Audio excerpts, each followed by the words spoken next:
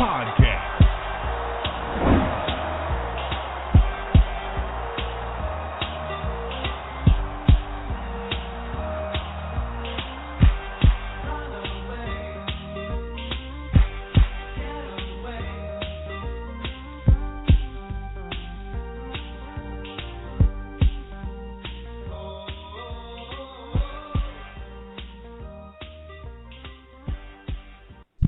Eddie Lacy, Mike Daniels, Gilbert Brown, Don Barclay, Micah Hyde, your Green Bay Packers, yesterday's legends and today's superstars.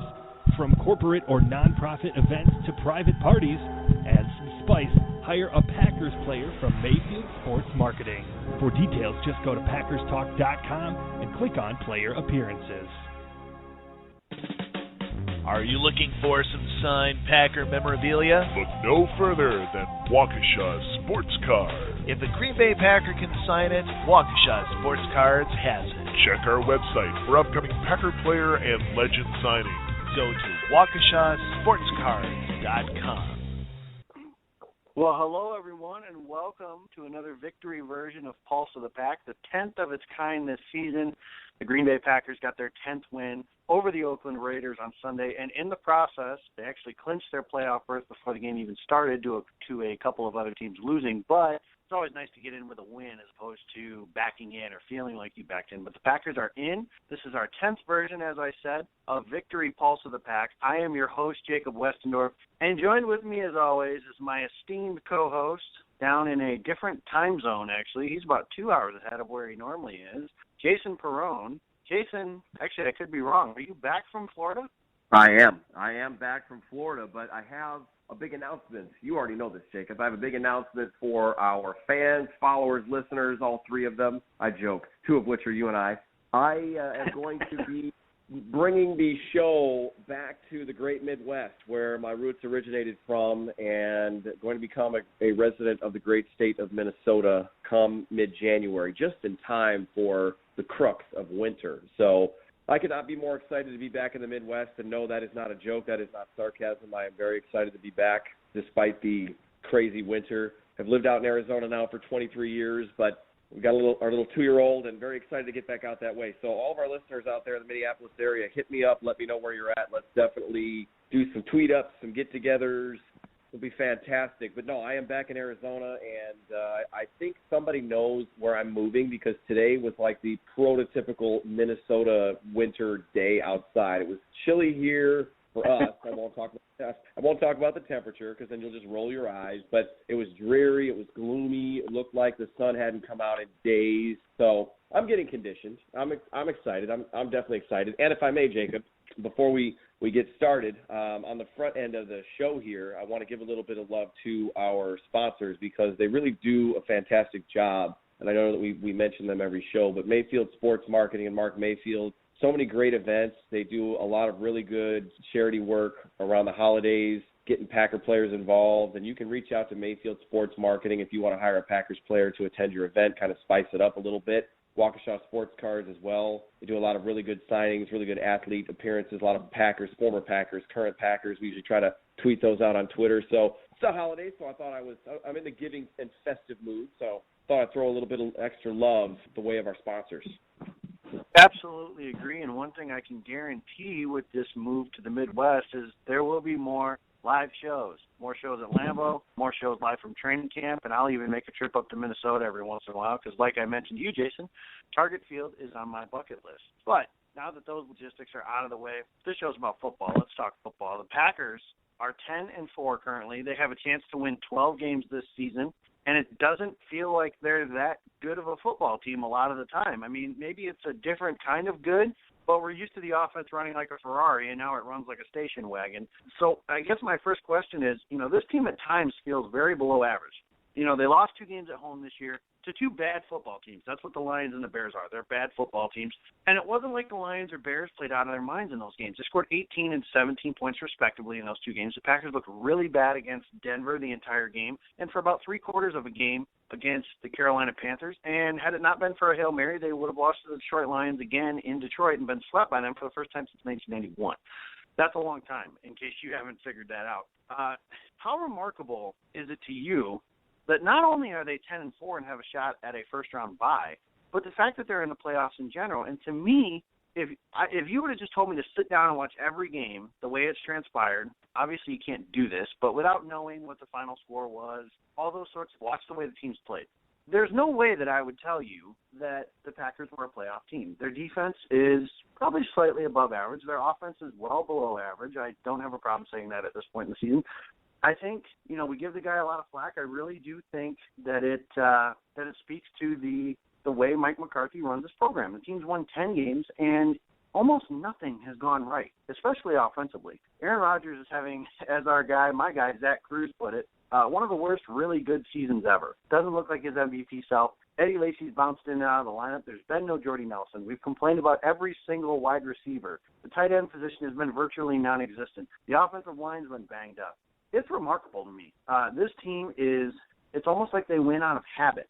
And that just reminds me every year how spoiled we really are, because I'm sitting on Sunday talking to various people, and everything that I see, read, even say sometimes, it's all negative. And Mike McCarthy's talked about the negativity, and he said it really well, I think. This team's won 10 games. They've lost 3 games on the final play. Now, you can argue all sorts of logistics, and his statistics are for losers mantra, which I think is a little ridiculous at times. But 10-win team, they're in the playoffs. Really, I know that it's Titletown USA and it's Super Bowl or bust, but at this point in the year, there's not a whole lot more you can ask for, I think. I think that this fan base, myself included, is incredibly spoiled. I think that they've forgotten what it's like to be bad because the Packers haven't had an extended period of losing. Every time I think everything's going wrong in Green Bay, I look to my brothers on the East in Ohio. I got friends from out there. They're Cleveland Browns fans, die hard.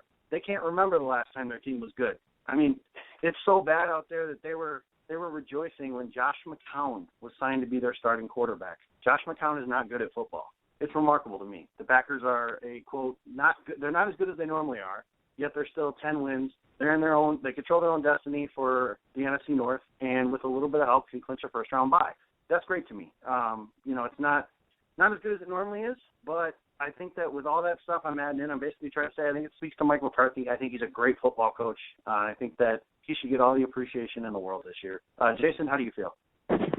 Okay, well, we've done this exercise before, but let's do it again because I like to do repetition. You learn through repetition. So, Jacob, question for you. How many points does a basketball player get for a 10-foot jump shot?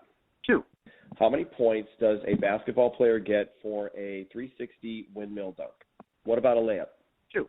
Okay, so obviously, the point I'm trying to make is that, and I've said it before, style points don't matter for you-know-what in the NFL. Yeah, this is in college football. In that regard, nicely played. That was beautiful. In that regard there, it's just, yes, they've won 10 games, and in that sense, I do agree with Mike McCarthy. Now, some of you guys listen to the radio, the Packers talk shows like Green and Gold Today with Jason Wilde and Bill Johnson, and then the Green and Gold postgame show with Bill Michaels and Gary Ellerson, former Badger, former Packer Gary Ellerson. And while I enjoy their take right after the game, they're Ellerson and Michaels are kind of hard on the Packers. I think they take a pretty hard-nosed approach. And me of all people can appreciate that because that's me on Twitter during the games. Again, this is me being realistic. Everybody else calls it negative for some reason. Wink, wink. So I think that everybody starts to kind of buy into the narratives. Everybody kind of starts to, think that the ship is sinking and, this isn't 2010. It was different. This was happening. This wasn't happening in 2010. And it's like anymore in the NFL, each season stands on its own merit. There are no, I guess we'll call them dynasties. Yes, the Patriots make the playoffs. Yes, they've won a lot of championships. Yes, the Packers have made the playoffs 7 years in a row. So in that sense, you could say, well, they're kind of sort of, but every season stands on its own and every team stands on its own. So until the last second ticks off of the last game in which this team is not in the lead on the scoreboard, they're winning games, and that is, the last time I checked, called success. So, yes, Green Bay Packers fans extremely spoiled. And you know what? I'll take it. I'm glad. To be spoiled is a gift in life. There's a lot of people, like you said, you mentioned Cleveland Browns fans. And one thing I have to say about that is Packers fans might be spoiled, but you sit down and have a conversation with the vast majority of them. There's always going to be a contingent that don't fall into line here, but you're going to have an educated conversation. You're going to be talking to some football fans that appreciate the game, that understand the game, they understand their team, they appreciate it. It's a good conversation. It's a good back and forth. When you look around at some people, kind of like the guys you mentioned, and fans of teams that have not had success in a long time, and I'm gonna rake a little bit on my 2B brothers and sisters from Minnesota, where I'm headed. The Vikings. Vikings fans are an example here. I know some really good and smart Vikings fans, so certainly not all of them, but they've been so disappointed for so long that they actually start buying into these misguided ideas that, well, it's better for the Packers to lose than for the Vikings to win. And that's actually, I've actually had some Vikings fans tell me absolutely, emphatically that is true to them. So, I don't know what side of the fence I'm on right now, Jacob, because I think you made some good points. This team is not playing solid football in the sense of what we're used to. But one thing I do want to mention is that even though Carolina put up a bunch of points on this Packers defense, Green Bay had a chance to tie the game at the end. I mean, last play of the game, they still had a chance to tie the score, try to send the game to overtime. They would have had to convert a 2-point conversion to do it, but Aaron Rodgers doesn't get spooked by thin air, and maybe we're having a different conversation. So, yeah, they gave a bunch of points, but they were still in that game. So the offense did enough to get them competitive. And then you kind of throw that one out there. The Denver game was just a complete disaster. But these other games, I mean, the Packers scored 23 points on offense against the Raiders. They gave up 20. They're actually averaging, if you take the Carolina and the Denver game out, I mean, they're giving up less than 20 points a game. So, yeah, it kind of stinks that we aren't seeing the 35, 40-point explosion that we love to see that we saw the last 3 years. And we're not seeing Jordy Nelson with the shot play running the ball in with not a single defender on the screen. But all you have to do is score one more point than your opponents. And the NFL now anymore is very competitive. I mean, there's double-digit teams that are going to finish with 10 wins, and that's not a huge percentage. I mean, 10 out of 32 is a little less than a third. But the Packers are one of those teams.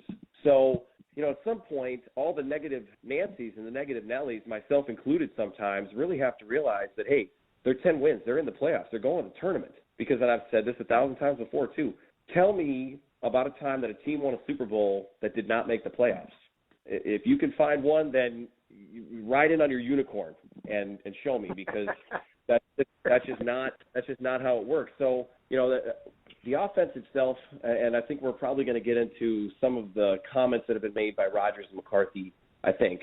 It's really kind of, it's so difficult to put my finger on, because we have 2 games left and we still don't know what is going on. It's just so bizarre. And then we do have to kind of just chuckle, because it's like, well, despite not knowing what the heck is going on, they got 10 wins, and they got a chance to add another 1 or 2 going into the postseason. I mean, they still have a chance, believe it or not, as quote-unquote badly as they've played, and they have definitely played bad in some stretches. But there's a chance that things go right somehow against the Cardinals this weekend, and with a little bit of help in Week 17, Green Bay could leapfrog Arizona and take that number 2 seed, and all of a sudden they got a bye, and the only road game they would have to play theoretically at that point then would be at Carolina, and if that's the case, then that's the NFC Championship game. So, things could be a lot worse. They definitely could. I think we get nervous because all the analysis that goes into the Packers' comments after the game, and Aaron Rodgers sounds frustrated. We don't know what's wrong. Something's going on behind closed doors. We have no idea what it is. And, Jacob, you and Marcus and I were talking yesterday, and so, I mean, we're part of it, and I'm not saying that's a bad thing, or I'm not bagging on either of us. I mean, we're just discussing amongst ourselves, but it's just, I think part of it, too, is that for the last 3 years, the Packers have been so consistently good, and Aaron Rodgers has played so well that maybe the media is just excited to finally have some drama to write about, and they don't have to dig up stories about somebody's, bloodline and their uncle who built a log cabin with his bare hands after he retired last week up in Montana. I mean, that's another part of it, too, is that, the media isn't there to make us feel good. They're there to report stories. They're there for clicks. They're there for views. So you got to kind of weigh it out in terms of how you really feel about this team. And I like the eyeball test. They don't always look pretty doing it, but, hard to argue with 10 victories. That it is, and it's hard to argue with another playoff berth, and all it takes, Packers need to win one more game to win the NFC North. If they beat Minnesota in Week 17, that's 5 straight division titles. If they win next week and Minnesota loses to the New York Giants, which with the pending suspension of Odell Beckham, I'd plug both of those under unlikely, more on that later. You never know. I guess the Packers can win their division that way as well. All kinds of scenarios in play, but they are in the playoffs despite some frustrations. And the offense, once again, was frustrating. After a week of ramming the ball down the Cowboys' throat for over 200 yards rushing, they were unable to do a whole lot there. Eddie Lacy, again, 11 carries, 23 yards. Never really able to get into a rhythm. Some abandoning of him, which I didn't fully understand. James Starks was the leading rusher on the day. Their first touchdown was set by a Micah Hyde interception. Their second touchdown was a Demarius Randall interception returned for a touchdown, which I'll get to again later, because I'm sure Jason has plenty to say about that. But really, they only earned, quote-unquote, 3 points in the first half. In the second half, they fall behind. They give up a touchdown right before halftime to Amari Cooper. Oakland goes down the field and scores a touchdown again in the second half.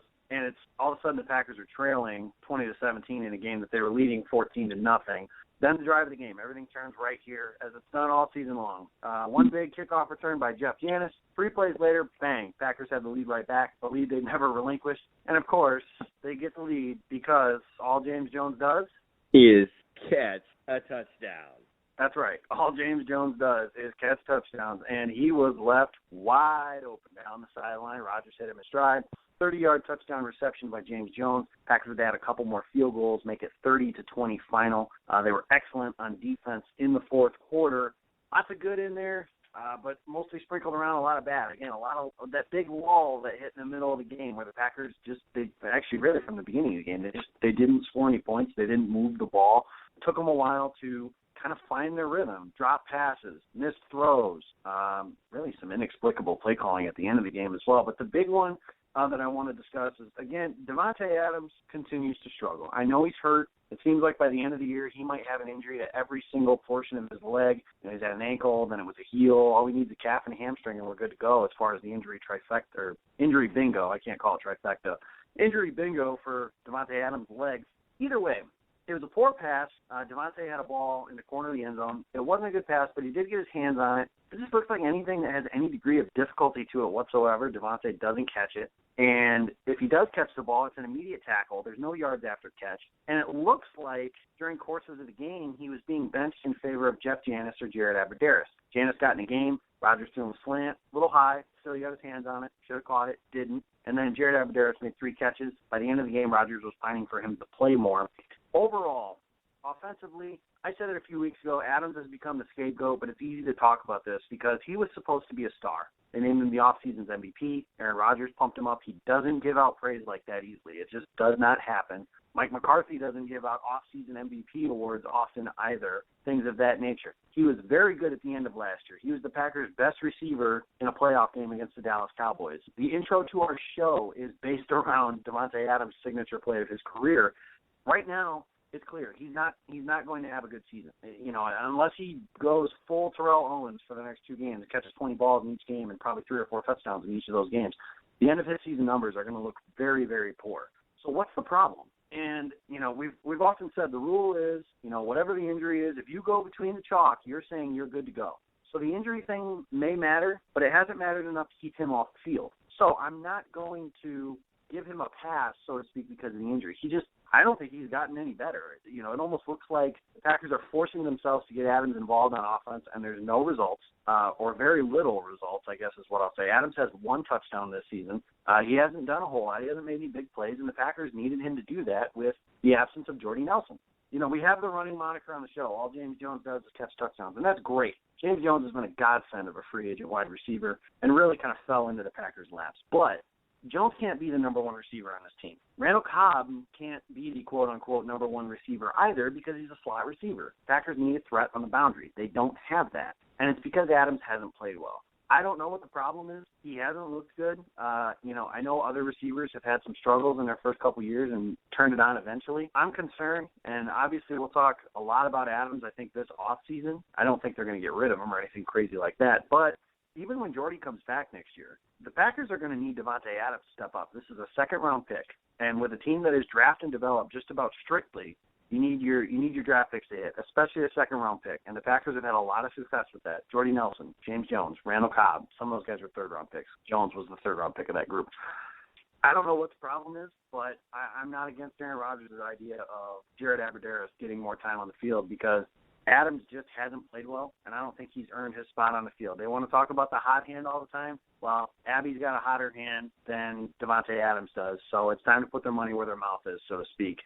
Jason, do you have any more optimism whatsoever on the Davante Adams? Not really.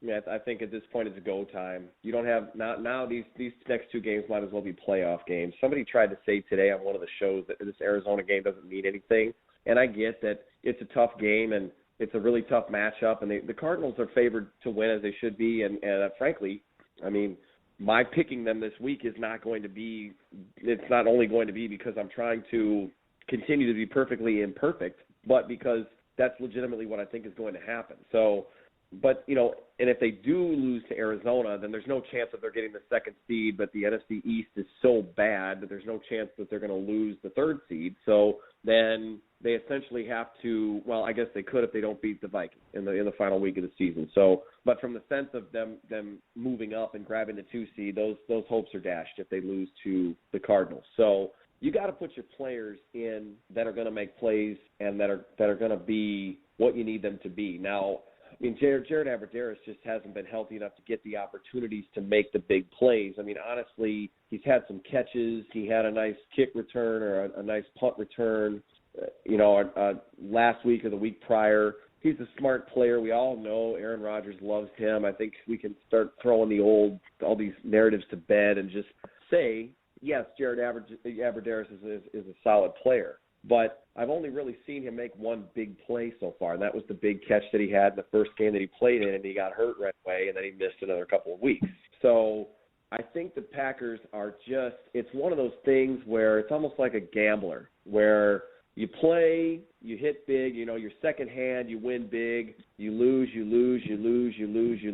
and you're like, okay, I should probably walk away. But what if this is the one hand where I hit it big again? Eventually my luck's got to turn around. So you play another hand, you lose. Then you throw in another, you're like, I got to play one more. You play one more, you get a little bit back, not a lot. But you're like, I feel like it's coming. And you just keep throwing money down. You lose. At some point, you got to either say I'm all in or you got to walk away. And at this point in the season right now, I think Davante Adams needs to be a role player, and that's what he's going to be this season. I mean, the Packers have, like I said, there's 2 games left, and we still don't have answers to some questions that the Packers should have had and that most football teams have by the end of the 4th game. So I know that they were thrown a huge curveball with losing Jordy, and they've dealt with some injuries. I mean, these guys are playing hurt, probably more so than we even understand, and I'm talking mostly about the offensive line. Every single one of those guys has been banged up and beat up. They've toughed it out and played when they probably, some other guys might have sat out. So, Adams is just the drops, and I get the playing in the wet conditions is tough, but where's this jump ball I keep hearing about? He's got these ups where he can do a 360 dunk. Well, that's great. I don't think I've ever seen a player score any points in the NFL because of a dunk play. So where's this jump ball that I keep hearing about? Where is this ability? And Rodgers has had some accuracy issues, and I get that, some of the throws have been tough, but man, if you're going to play in the NFL, you got to get open.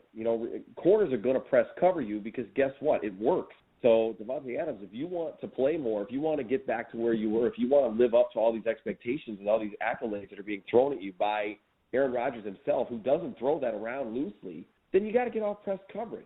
You got to get open because guess who can? Jared Abbrederis. So, that's just one of the little things that Abby does that Davante Adams doesn't really do as well. And with that being the case, yeah, I think it is time to see a little bit more of Abbrederis. The problem is that you just keep rotating guys in and out, and you're still trying to find your rhythm and your chemistry this late in the season because they've had so many different sets of guys. But like you said, James Jones isn't a 1. He was brought in to be a 4. I mean, he was, Jordy Nelson, yeah, he came in to be another receiver because they lost Jordy Nelson, but let's not kid ourselves into thinking the Packers signed James Jones to be Jordy.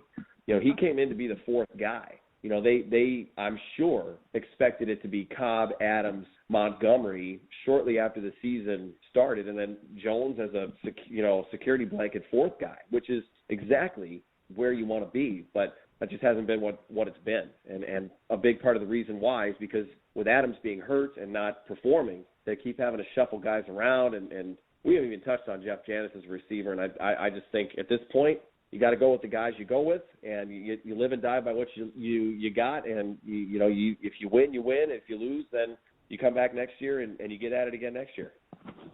That'll be enough on the offense for the day. Not a whole lot really to discuss there this time around until a little bit later. We'll discuss some off-the-field issues. Defense, however, fast start, strong finish, lull in the middle. Fast start, I mentioned. Micah Hyde intercepted a pass, got the Packers down to about the 2-yard line before a ridiculous, and I'm going to call it stupid, celebration penalty knocked the Packers back 15 yards. And before you chime in and say, yeah, I know they scored, but they scored a touchdown on that drive anyways, I understand that.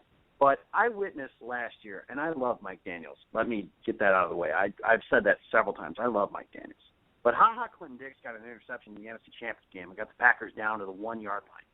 After that interception, Daniels got in some Seahawks face and did something stupid that earned him a 15-yard penalty. The Packers kicked a field goal on that drive. That's 4 points. And last I checked, if maybe they scored a touchdown on that drive, then things go differently. This year's offense isn't as good as last year's offense was. That 15 yards could have been crucial because as soon as they knocked the Packers back 15 after the Hyde interception, I went from, okay, they need 2 yards. I would like to think in 3 plays they can get 2 yards to now they need 17, and I'm not so sure they can do that.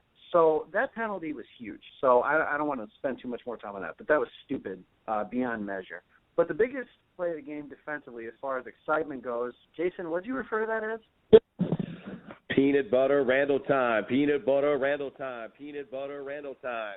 Yes, peanut butter Randall time. Demarius Randall, interception, finally got one returned for a touchdown. He's made some big plays this year. I think if he would have caught the interception against Carolina cleanly, he would have scored on that. First touchdown of his career, kind of overshadowed what was really a rough day. But he was going against Amari Cooper. And Amari Cooper, you guys can mark this, and as McCarthy likes to say, big letters. Amari Cooper is going to be a superstar in this league. And I'm talking like maybe a year and a half from now, we're putting him in the same sense as guys like Des Bryant and Calvin Johnson and Antonio Brown and players of that nature. He is special. But at the same time, Randall, expectations are made on you as well. You'd like to see him play a little bit better. Packers went with 2 rookie corners for most of the day. Rollins and Randall were starting on the outside. Casey Hayward was in the slot. It seems pretty clear at this point the Packers view Casey Hayward as a slot corner. Quentin Rollins, I thought, held up really well. He didn't have the interception or flashy plays, but I thought as far as coverage went, he had a much better day. Defensively, Julius Peppers is finishing the season strong, much like he did a year ago. He started strong, kind of hit a lull in the middle of the season, didn't make a lot of plays. We were wondering, is he running out of gas? Then Sunday, 2.5 sacks, and they really need him to step up down the stretch, especially with a need for more pass rush.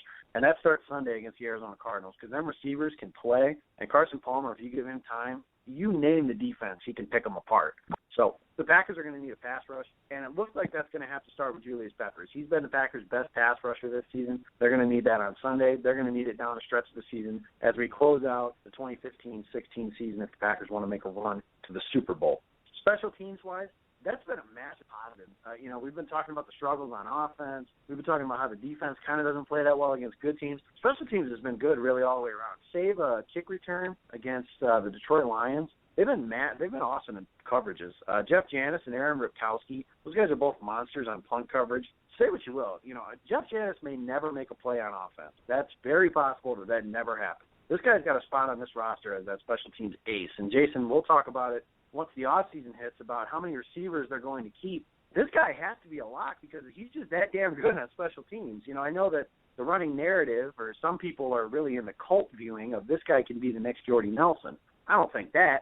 I don't know if he'll ever be anything on offense, but I do know he's good on special teams. I think it's just fine if they keep him there. Basically, with special teams, to me, Janis also had that big kickoff return that I mentioned earlier that they set up the game-winning touchdown on that drive. So he's been a very, very positive for the special teams. Different personnel, different coaching staff, more Mike McCarthy involvement, all paying off. Jason, I kind of went on a diatribe there, but defense and special teams, kind of give your thoughts on that for the Sunday game and really your impression of over the whole season. Well, you mentioned Rollins, and the one thing I wanted to say before I forget is he made a really nice pass breakup on a pretty veteran play for a rookie where it was near the end zone, and Carr throws the ball up, and Rollins has to keep up with his receiver, gets his head turned around, gets up there and swats the ball away. I mean, he's almost does a flip over backwards to make the play. And those are the kind of things that we knew Rollins could do from the very beginning. He hasn't had a lot of snaps, and his tackling definitely needs some work, but he's got some ball skills. And I really do enjoy watching him play. Demarius Randall, obviously, love to see the pick six. You know, he's another ball skill guy. You know, I mean, before I go any further, Jacob, let me ask you a question. Do you feel like Rollins and Randall pretty much make up for and keep the Packers whole in comparison to if they had brought back Tyrann Williams and Devon House this year? I think they're better. And I don't mean that as any disrespect to Devon House or Tyrann Williams, but Tyrann Williams at best was a descending player, and Devon House may have been an ascending player, but he's one of those guys that was going to he made a pretty good chunk of change, about $6 million, $6.25 million a season, and he was a guy that was hurt a lot. So it's kind of hard to justify giving a contract to a guy that's really never on the field. And I think that you've seen now the Packers are more athletic at corner. I think that I know we've talked about Rollins tackling, but Demarius Randall's been a very good tackler. I think that as those guys get a little more experience, refine their craft, with Shields, Randall, and Rollins, I think the secondary's future is very bright at corner. And I haven't even talked about Clinton-Dix is still young. He's getting better. And Morgan Burnett is only 26 years old. So I think the Packers have a bright future in the secondary. So, you know, it seemed risky at the time to let both of those guys go, but it's really paid off. Randall's been very good, and Rollins, I think, is starting to prove he can make plays as long as he's given time on the field. Well, don't let the NFL Rules and Drafts Committee and Roger Goodell and whoever else makes the determination as to how compensation picks are handed out know just how much you like Rollins and Randall, because Tyrann Williams is doing okay in Cleveland and Devon House is doing okay in Jacksonville. And the Packers, I agree with you, I think are in some ways better off at cornerback. And, by the way, they're getting 2 compensation picks for it as well. So, I mean, yeah, you know, the draft, and that's a whole other topic, and I'm actually excited, not for the season to end, but I'm excited for, you know, when we talk draft, because you and I we weren't doing this show when draft time was around last year, and, you know, with no football around, it's a lot of fun to have idle hands and nothing else better to talk about than which player we'd love for the Packers to draft that they'll never possibly ever get to draft. But, you know, you mentioned Peppers. I've been on Peppers riding him this whole season because I've said, you know, I mentioned it on our show, and I think in one of our early season shows, I may have even, we'd have to go back and listen to the tape, but I think I may have even said he's a dark horse guy the Packers are going to need this year. I think I did, and they are. They're going to need Peppers to step up. And, you know, it's funny because he has the day like he did on Sunday where he had 2.5 sacks, but it's so interesting because when Clay Matthews has 2.5 sacks, people in Indonesia know it. But, you know, Julius Peppers quietly 2.5 sacks and just, you know, leads the team and comes in and has a big impact. I mean, the Packers didn't even get to Carr until the second half. This is another thing that I'm seeing with this defense is sometimes they go to these lulls where they can't get to the QB. They're getting hits on the quarterback, but they're not bringing him down. Finally, they get to Carr, they bring him down, and then all of a sudden, you know, they've got 3 sacks on the day, or you know, 3 sacks on the day because Neal had the other half sack too, and Mike Neal had a decent day as well. You know, so defensively, this is the unit that's really been helping to carry this team. Morgan Burnett led the team in tackles. I gave him a game ball because he didn't do anything real flashy, but he led the team in tackles. And Morgan Burnett is a stud in run support. He had a really nice tackle on a 2nd and long. It was a solo tackle on a Latavius Murray run where he got around the edge and it was one-on-one, and Morgan Burnett made the tackle. So, you know, he's a guy that the Packers, I know that they gave him that contract, but he's a guy that is going to be interesting to see what happens when they get to the point where they have to decide if they want to bring him back or not, because he's young enough and you know, hopefully his play doesn't drop off. I mean, everybody, you know, I mentioned earlier, people talking about the comparisons to 2010. Another way that you really can't do that is this is not Charles Woodson and Desmond Bishop's and Cullen Jenkins and Nick Collins' defense and Ryan Pickett. You know, this is not their defense. You know, they don't have guys like that, but they've got these emerging young guys that are coming up and playing well. By the way, Jacob, I don't know if you're aware of this. I think just as the show was starting, some of the Pro Bowl selections were announced, and 3 Packers made it to the Pro Bowl. I don't know if you're aware of who they were. Do you want to take a stab at it? I know who they are, so I won't pretend that I don't. Okay, so Aaron Rodgers, Josh Sitton, and Clay Matthews were all voted to the Pro Bowl. One thing we know about Pro Bowl voting is that a lot of times guys get voted in for what they did a year ago. Who is not on that list that plays for the Packers that absolutely should be on that list? That Mike Daniels. Mike Daniels. And so, the Packers have an opportunity here. I think they can still make something of this season, but if it's not going to be this year, next year, they're primed with these guys all having a year of experience. As long as they can keep everyone together and keep the core together. I don't know what's going to happen with the coordinator situation, and that's a whole other conversation to have after the season's over with. But this defense, again, less than 20 points a game. If you take away the Carolina game, which, again, they still had a chance to tie at the end, and the Denver game, less than 20 points a game. I don't have a lot of complaints about the defense. I think you're right. Randall's going to have up and down days. If it weren't for the pick six, he probably would have had a bad game. That is Amari Cooper. And even though he's a rookie, Amari Cooper is a pretty good wide receiver.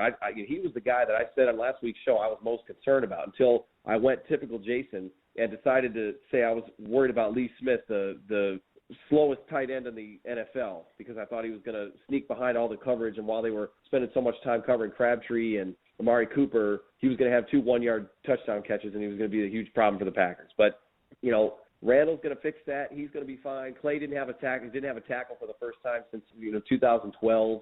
That's going to happen every once in a while. But the defense still held open to 20 points. I have no complaints. As far as special teams goes, this unit is really playing well. Janice is a returner, I agree with you, and a gunner. Focus on what you're good at. Work on the wide receiver stuff during the offseason. He has, with very few exceptions, he's had at least a 40-yard return in 3 or 4 games this year. And that return set up a huge score on Sunday. He was an unsung hero, without a doubt. I didn't love the blocked field goal. I had a feeling special teams were going to have a gaffe on Sunday. I'm just glad it didn't cost them the game. Mason Crosby had that terrible clunker of a try against the Lions at Lambeau Field to try to win that game. This field goal situation, I don't know exactly what it is. I don't want to see that become the reason why the team falls in the playoffs. But defense, special teams, I'll take it any day. The offense we already talked about, that's a different conversation. But defense and special teams is how this team is going to get it done this year when it's all said and done. Yeah, a lot of interesting stuff there. One other thing that came up, first of all, we'll go with injuries today, and today is Tuesday, so we won't know more until tomorrow. But Sam Shields is still in the concussion protocol. David Bakhtiari, quote, looked better yesterday than he did on the plane, so it's kind of wait and see there. And in kind of strange news, because it wasn't really brought up during the game, but Brett Good was placed on injured reserve with a torn ACL. The Packers have signed a new long snapper to take his place.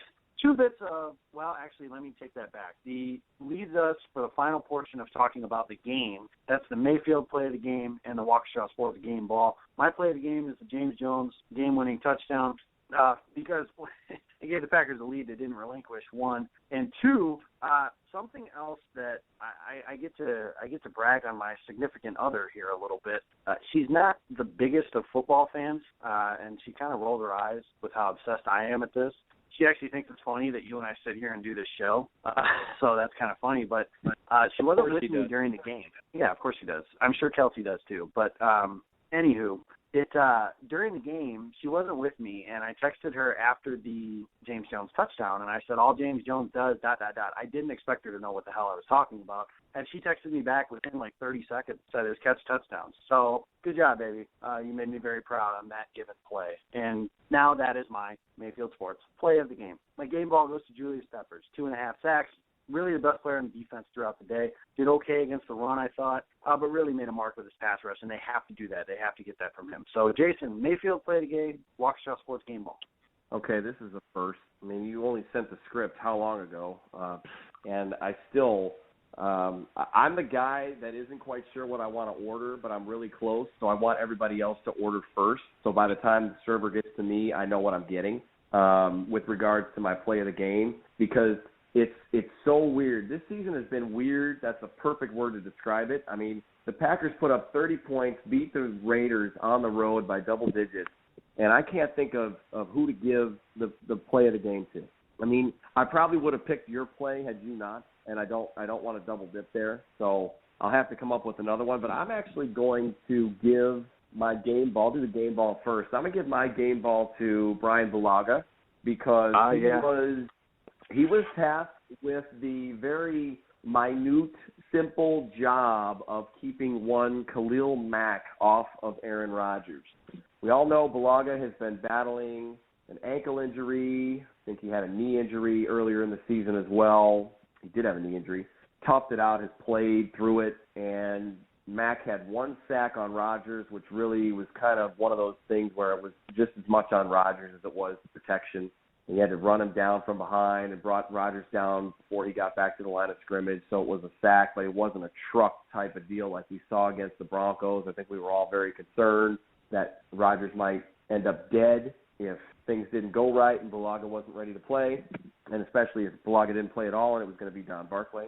So I'm going to go with Brian Bulaga. Fantastic job on Khalil Mack. Stepped up and did a really good job. The offensive line is I don't think gotten the credit that they deserve this year. They've had their struggles. They've had some troubles, but the two tackles especially, David Bakhtiari and Brian Bulaga, if you really take your preconceived notions and put them aside and sit down and watch every snap that those guys have played this season, keep in mind too what they're battling through, you really can't complain. And I know that the Packers may want eventually to get more of a true left tackle and then Bakhtiari becomes a little bit more depth, or I don't know if they move him around, but can't really complain about the job that they've done. Now, Mayfield play of the game, part of me wants to go Randall with the pick six, but what I'm struggling with there is that he followed it up with such a clunker of a game that, and I get it's the play of the game. I do think that interception return for a touchdown sparked the Packers and gave them life, gave them that confidence and that hope. And we can't discount that this year because, normally it's like, okay, well, it was so early in the game and they knew they were going to score 40 like they always do, like they have in years past, but that's not this year's Packers team. This year's Packers team needs every ounce of help and confidence it can get. So I guess I'll stick with the Randall pick six. I'll throw a little ASU bias out there. I got to give a little love to Arizona before I depart this state and I no longer call it home. So I'll go with the Randall pick six for my Mayfield play of the game. There you have it. Mayfield Sports, Waukesha Sports. We talked about them in the intro. Hire Packers players. We appreciate all the stuff that you do for our little blog here. One other thing that came on off the field, and it actually just broke yesterday, that is former Packer and current Oakland Raider Charles Woodson announced that this will be his final season. His final home game will take place Thursday on Christmas Eve, and his final game will obviously be the following Sunday. This guy's put himself in a conversation with being maybe the greatest defensive back ever. And I wondered if I was being homeristic when I thought that, because obviously anybody that's listened to me knows I've loved Charles Woodson since I was 7 years old when he was at the University of Michigan winning a national championship and the Heisman Trophy. Then he played in Green Bay, my other favorite team. So it's kind of hard for me to be objective on this, but then I was looking around and seeing a lot of other smart people asking the same sorts of questions. He's made a good case on that. I don't want to spend too much time on this because the show really is about the current team, but this is a guy, I got just two quick questions then, is what's your favorite Charles Woodson memory from Green Bay, and what is your favorite, or do you believe that they should put him in the Ring of Honor? By Ring of Honor, I don't mean retired number, I mean on the sides of the stadium, on the sides of the bowl. My favorite memory, I'm going to cheat, I actually have two. Obviously the one is when he gave his post-game speech after the NFC Championship game.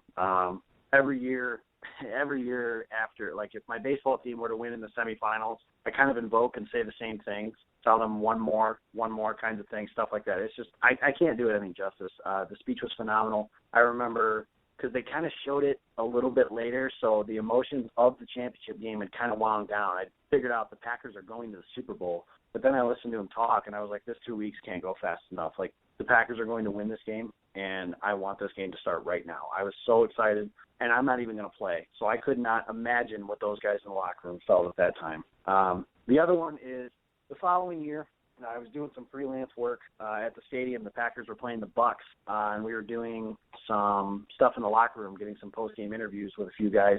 And my work was really accomplished for the most part, so I just kind of stood there, and he turned over, and he was about 5 feet away from me, and I'm like, I got to take my shot. If he tells me to go to hell, then he tells me to go to hell. But this might be my only chance. So I told him hello, that I appreciated everything he'd ever done. Woodson shook my hand, looked me in the eye, said thanks, and go blue, because Michigan played Ohio State that week. And Michigan beat Ohio State for the first time in ages. It was when Brady Hoke was the head coach. So it's only been a couple years, but it seems like it was ages ago. But, the guy that you kind of grown up idolizing for as many years as I had was right there, shook my hand, acted like I was equal with him. That was cool. So those are my favorite memories. As far as the Ring of Honor, I think so. I know he only spent 7 seasons here, but he was a 2009 Defensive Player of the Year. He was one of the leaders of the defense that brought a championship home to Green Bay.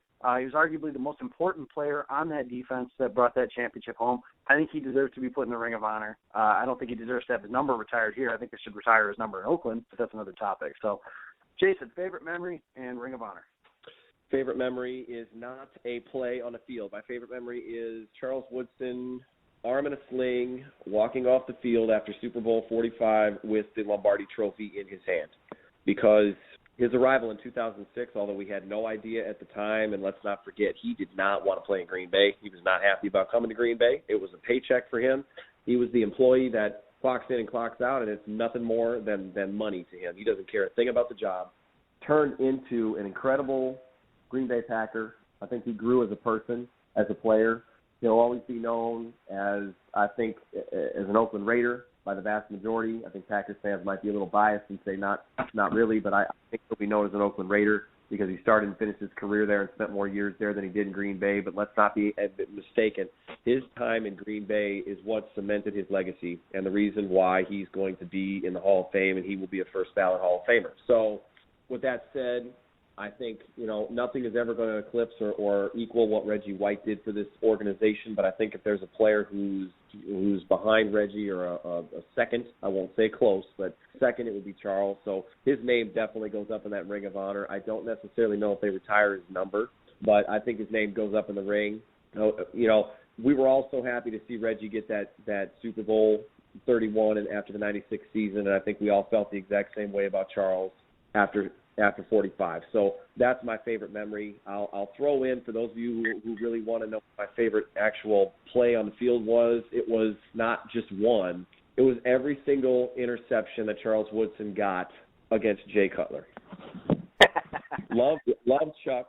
Love Chuck. So happy for him. What a great guy. Loves his teammates. Has a lot of respect and admiration for his teammates. He's been such a great mentor to so many young defensive backs. He tweeted something really nice to Randall Cobb, who sent something out, giving some love to Charles and said, tough as nails, hashtag tough as nails. And coming from Charles Woodson, those are some pretty good words. That's a pretty high compliment there because Charles has played through some tough injuries. He had the turf toe in 2007.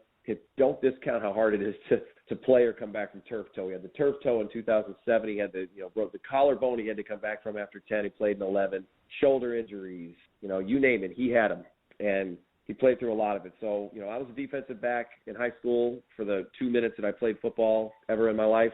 And I have a lot of admiration for Charles Woodson and very proud to say that he was a Green Bay Packer, not only at all, but during one of the most special seasons that I think we'll probably ever experience. So much love to Chuck, and congratulations on an amazing Hall of Fame career.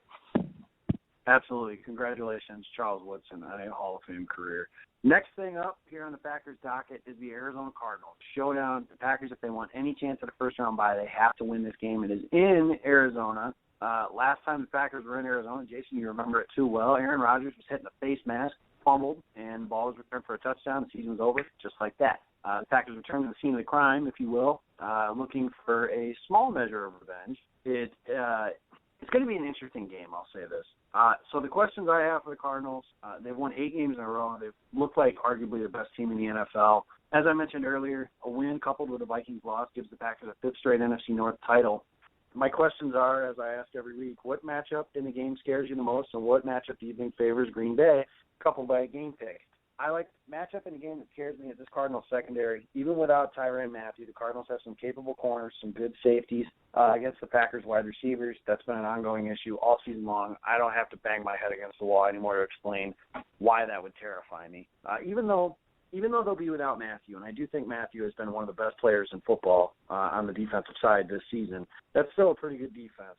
But one thing that I think you can get them a little vulnerable against is Eddie Lacy and James Starks against that run defense. If they can control the clock and keep the Cardinals offense off the field, sustain some drives, maybe not quite like the 18-play, 3-point drive that they had on Sunday against Oakland, but if they can get those into 7 points, make enough plays on defense, that's the way they're going to have to grind this kind of game out, because if it gets into a shootout kind of game, the Packers can't run with Cardinals.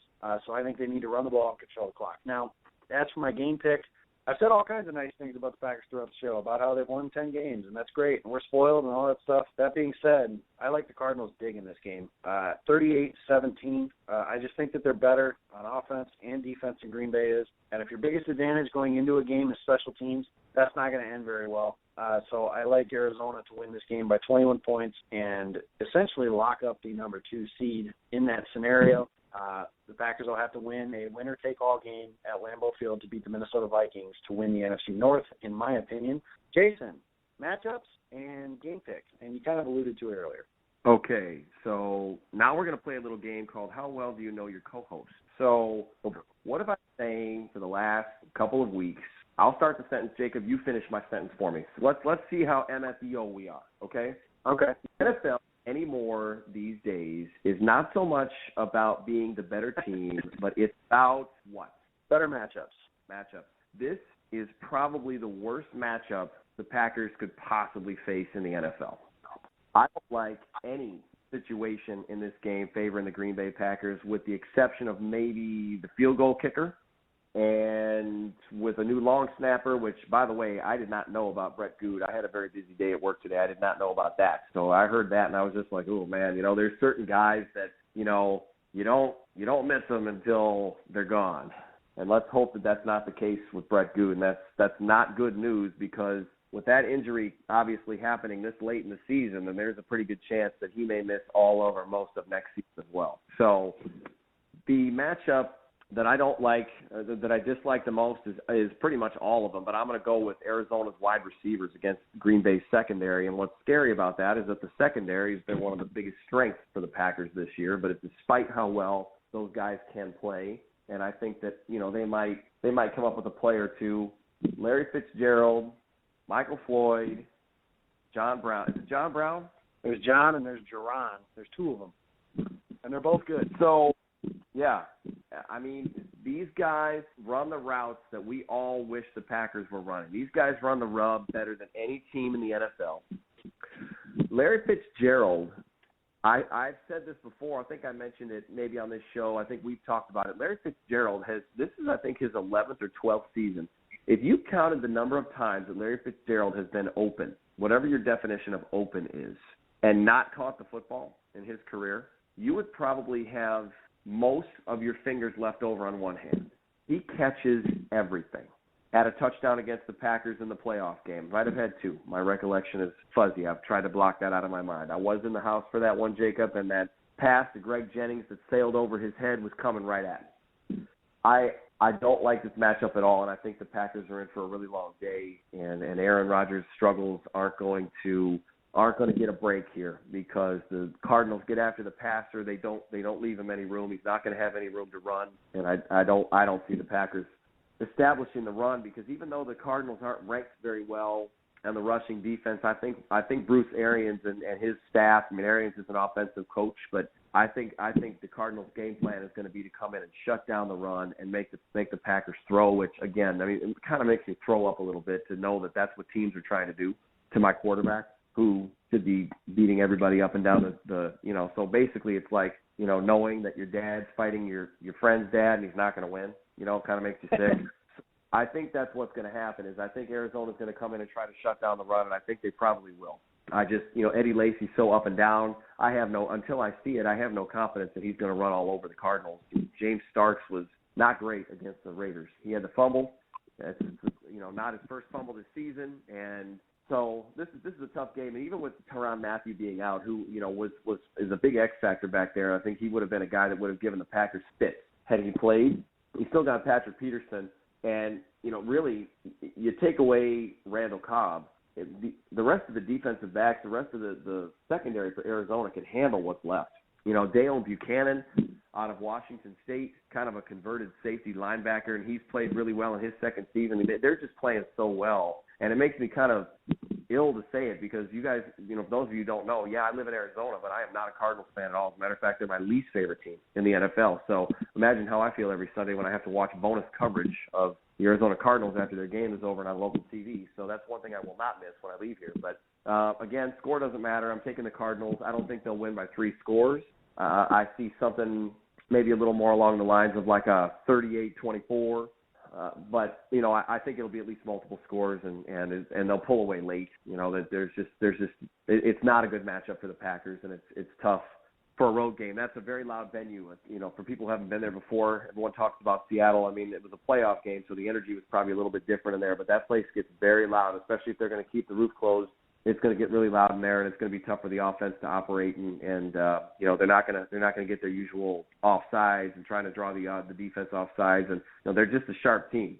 So if the Packers are going to win this game, they're going to have to play their best game of the season, and they're going to have to make zero mistakes. And that's just too much to ask of any team in the league. Absolutely agree. We're both in agreement. The Arizona Cardinals will be the number 2 seed in the NFC after they beat the Green Bay Packers on Sunday. Hope I'm wrong. Hope Jason's wrong. One other thing I want to touch on, it was after all the games, and I left this as the final segment of the show because I do think it provokes the most thought. After the game, Aaron Rodgers had his press conference like he does every single week, and something about it seemed off. I mean, I'm not talking like he wasn't like Marshawn Lynch where he gave the same answer every time to be a clown. But normally Aaron Rodgers is very engaging, answers questions well, dissects plays. I mean, literally the first question was asked by Vic Ketchman, and he said, "Are you happy with the performance of the offense?" And usually Rodgers would give his answer and then give a reason why for that answer. He just said no and stopped. The whole thing was short. It seemed like he was holding back, biting his tongue. And a key quote there, the money quote, if you will, was they just didn't have a clear sense of direction. I'm not 100% sure what that means. I'm not 100% sure what he meant by that. What I think he meant by that was they didn't really have an idea. What personnel groupings do they want to go with? Do they want to run it down the team's throat? Do they want to throw the ball? Things of that nature. But he did the same kind of thing last week when Mike McCarthy took over the play calling. Now, there were reports that he wasn't happy about that. I made of that nothing really in particular. But after the game, Rodgers said it wasn't the play caller, it was the play execution. He mentioned this week, that the play execution needs to be better, stuff of that nature. And I agree with him on that, just to be very clear. But he was also saying, last week about how he made a joke, and whether it was disrespectful or just a joke, I really don't know. But he joked that he couldn't understand McCarthy because of his Pittsburgh dialect. And really, I think the way that it was best described is by our godfather here at Cheesehead TV, and that's Aaron Nagler. He said that, Rodgers is doing this passive-aggressive dance with Mike McCarthy every week, and McCarthy never does anything but praise Rodgers publicly.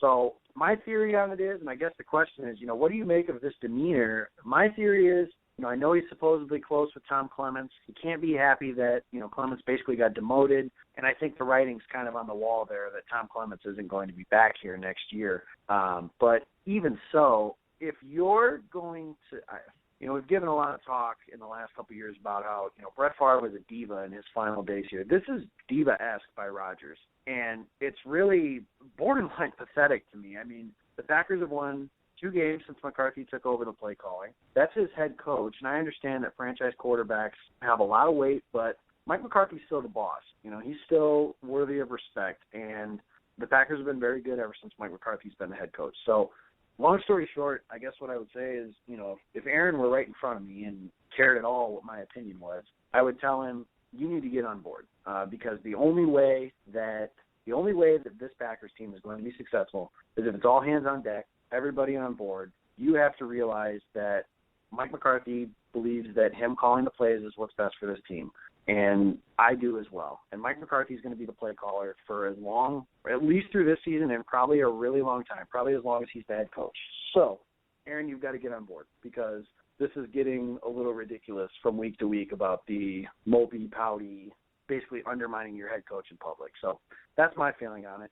Jason, before I go into it, give us your thoughts at Pulse of the Pack, at Jacob Westendorf, at Jason Perone. What do you make of Aaron Rodgers' press conference demeanor?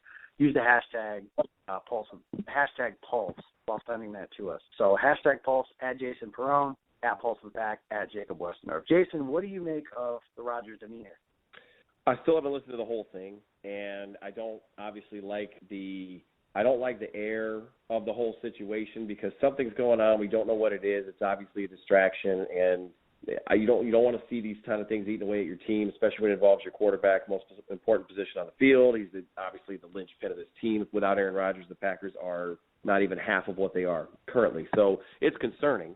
And there's a couple theories on what could be going on. It could just be the fact that Rodgers is starting to mature in his career. He may know that he only wants to play X number of years more, and he's starting to sense that he's not being given the right opportunities.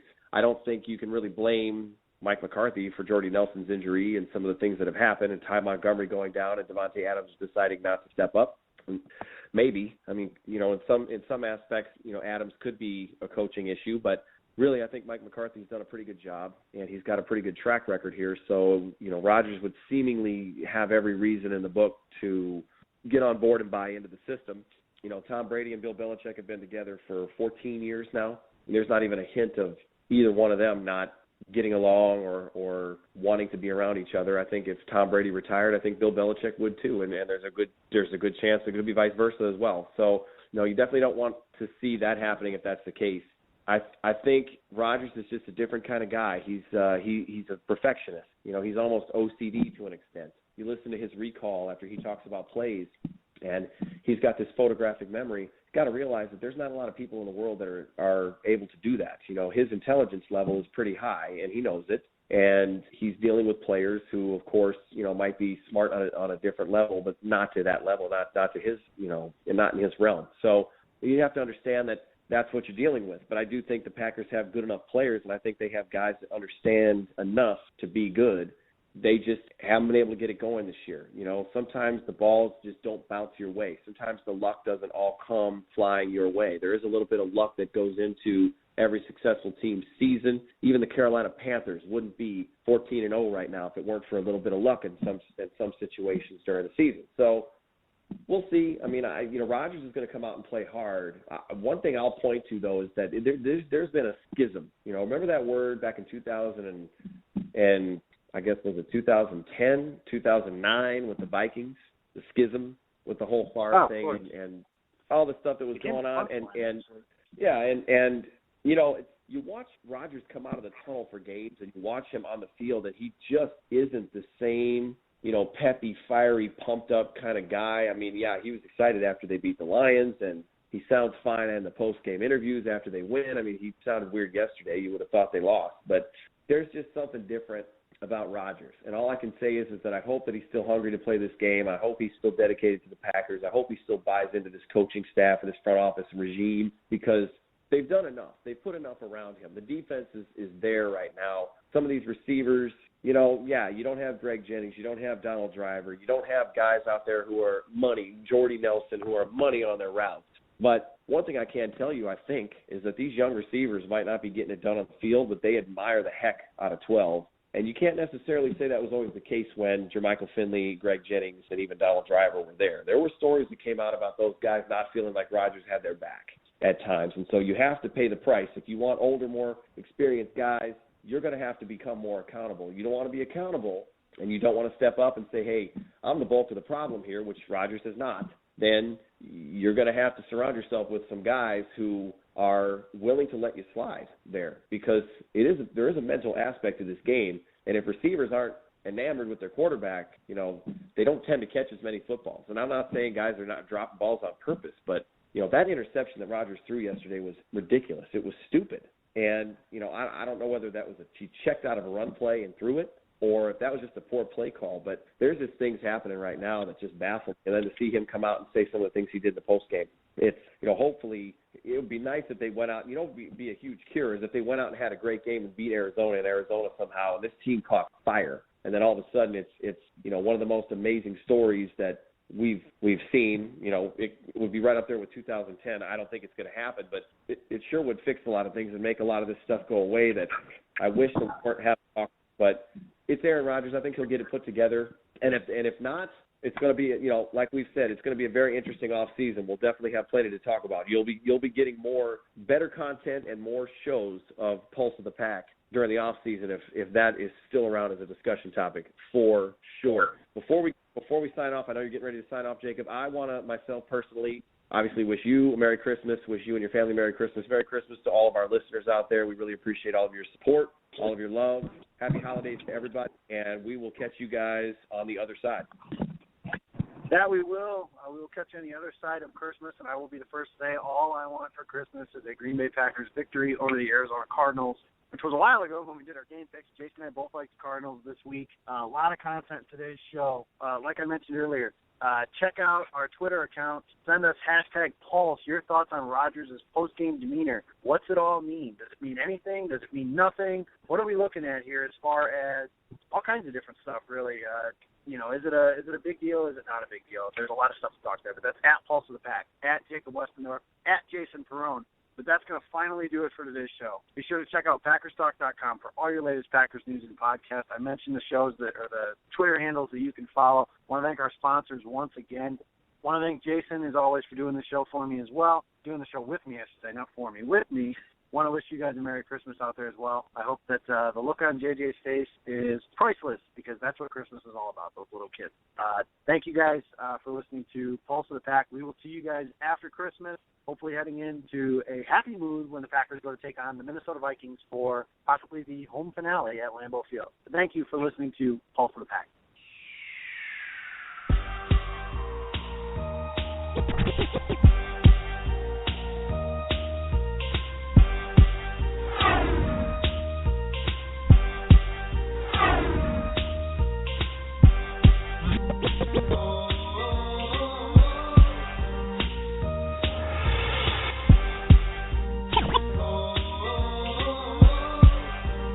Pulse of the Pack Podcast. Eddie Lacy, Mike Daniels, Gilbert Brown, Don Barclay, Micah Hyde, your Green Bay Packers, yesterday's legends and today's superstars. From corporate or nonprofit events to private parties, add some spice. Hire a Packers player from Mayfield Sports Marketing. For details, just go to PackersTalk.com and click on Player Appearances. Are you looking for some signed Packer memorabilia? Look no further than Waukesha Sports Card. If the Green Bay Packer can sign it, Waukesha Sports Cards has it. Check our website for upcoming Packer player and legend signings. Go to Waukesha Sports